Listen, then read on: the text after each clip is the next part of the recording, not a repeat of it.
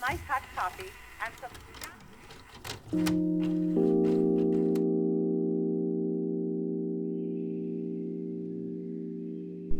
Hello fellow readers, I'm Kato from Carcajou Studio, and today I thought I would talk about the new releases I'm excited about that are coming out in the first half of 2023. So I'm going to go through these 27 books and give you a few notes about why I'm excited about them. It's a good blend of science fiction and fantasy, most of them queer, as well as a few graphic novels. So just a quick note before we start about what I'm doing in my journal right now. I'm mostly using the same papers and stamps and stickers as I did in my yearly setup, so you can watch that video if you're interested in me talking more about those. And I also printed all of the book covers onto sticker paper, and I am cutting that out and sticking them into my journal that way.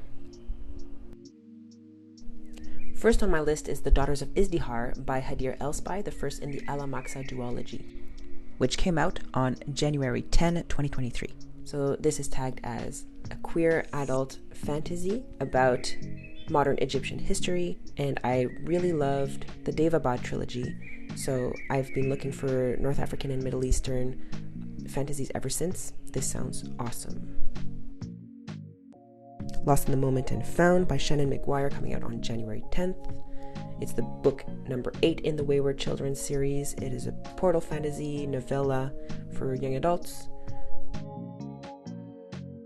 Then Godkiller, coming out on January 19 by Hannah Kaner. First in a new series, tagged as mythology, queer adult fantasy, high fantasy, about an assassin who kills gods and the god that she is not able to kill. The Terraformers by Annalee Newitz, coming out on January 31st, pegged as ideal for fans of Becky Chambers and Martha Wells. I love both those authors, so you know I'm going to read this. And it is about a planet that has been terraformed, and there were aliens found along the way, looks like. It is tagged as queer adult science fiction, totally up my alley.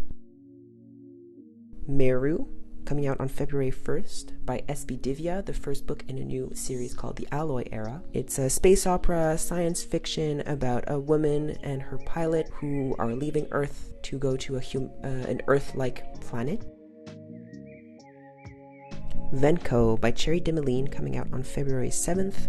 I loved Cherry Dimeline's Empire of Wild, so I've really been wanting to read another one of her books.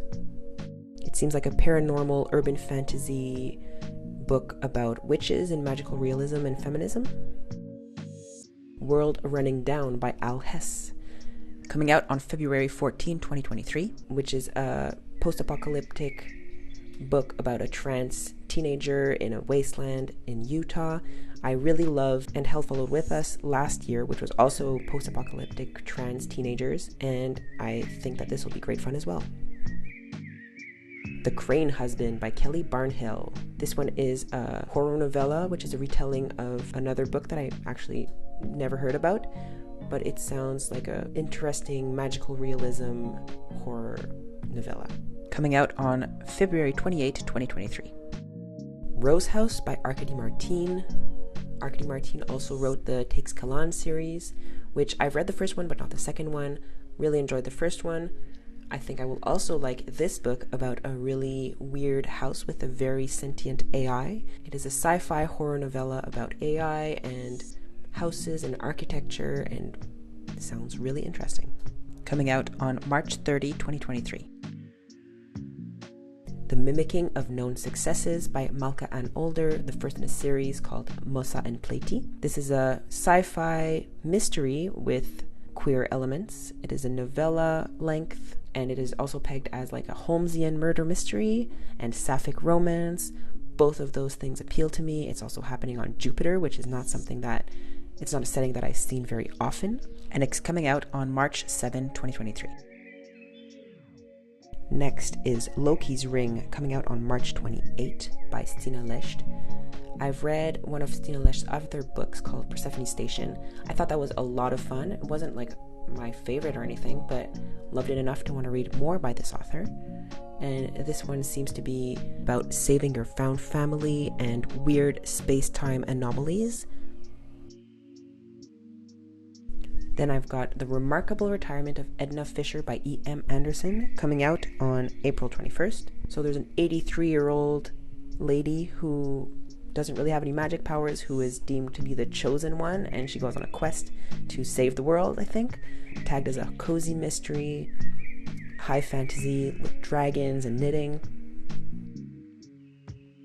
Then Camp Zero by Michelle Min Sterling, coming out on April 4th. This is a dystopian sci-fi mystery with the setting being in far north Canada. Camp Zero is described as an electrifying page-turner where nothing is as it seems, where it cleverly explores how the intersection of gender, class, and migration will impact who and what will survive in a warming world. It seems to be about uncovering the secrets of the titular Camp Zero as well as of other far north settlements.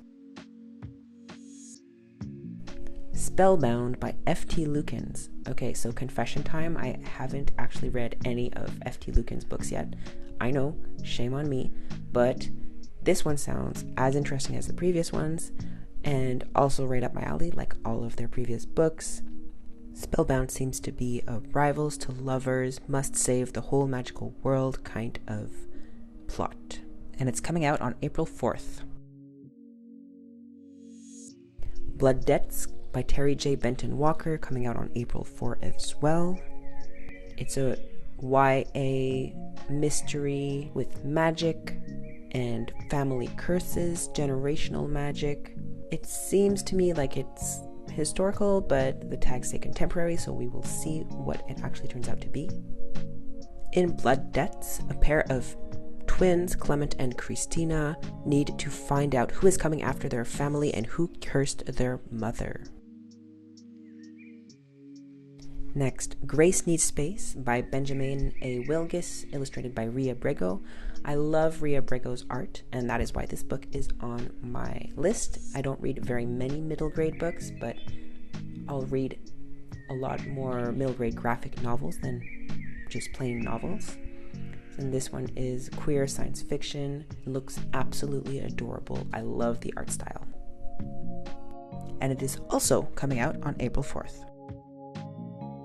Next, Some Desperate Glory by Emily Tesh, coming out on April 11th. A young woman has been training all her life to go fight the aliens who stole the Earth from humanity, but she's then told by her government that she has to just make babies until she dies. She does not accept this fate and decides to go and save humanity anyway. Ascension by Nicholas Binge is a science fiction horror thriller, and there's an enormous mountain that just appears in the Pacific Ocean, and it leads scientists to discover things that would change what it means to be human, apparently. Sounds very intriguing. Coming out on April 25th, 2023. TJ Klune's next book, In the Lives of Puppets, comes out on April 25th. I read and loved The House in the Cerulean Sea and Under the Whispering Door, which were TJ Klune's two most recent novels. I've also read a few of his other books to mixed appreciation from me, but In the Lives of Puppets seems like it'll be right up my alley. It's a modern retelling, or sci-fi retelling even, of Pinocchio with AI androids instead of puppets. To Shape a Dragon's Breath by Moniquil Black Goose, coming out on May 9, is the first book in a new series called Nampeshiwesit.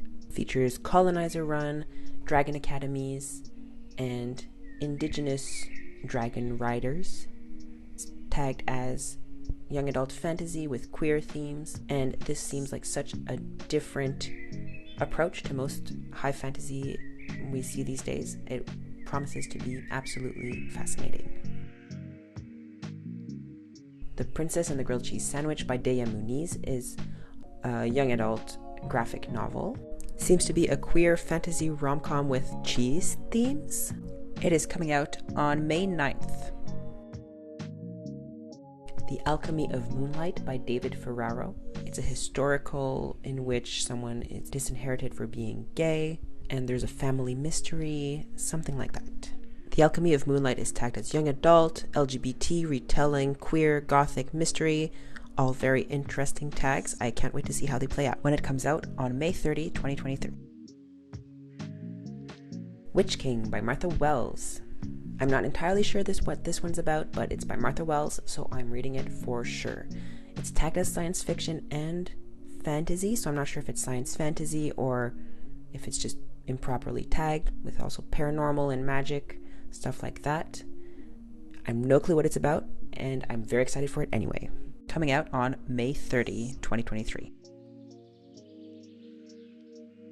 Chain Gang All-Stars by Nana Kwame Adjei-Brenyah, coming out on May 2nd. This is another queer dystopian. It's about two women gladiators fighting for their freedom within a depraved prison. The Surviving Sky by Kritika H. Rao, the first book in the Rages series. It comes out on June 13, 2023.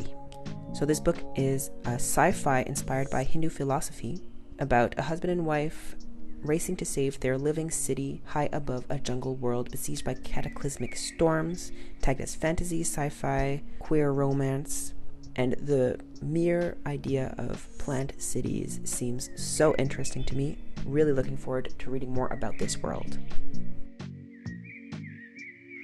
The Archive Undying by Emma Mieko Candin, coming out on June 27. Giant mechas, robot gods, wanton destruction in a sci-fi world. I love robots. I love the premise behind this one. Not entirely sure what the story is going to be about, but the world building sounds so good. This is the first book in the Downworld Sequence series. The First Bright Thing by J.R. Dawson, queer historical fantasy about a magical circus. Happens during World War I. Sounds like it's going to be very magical realism, very queer, very beautiful. And this one comes out on June 13 as well. So those are all the new releases that I'm really excited for in the first half of 2023. Let me know in the comments below if any of these books interest you too. If you want to see more of my book journal, please like this video and subscribe to my channel for more bookish and artistic content. Thanks for watching.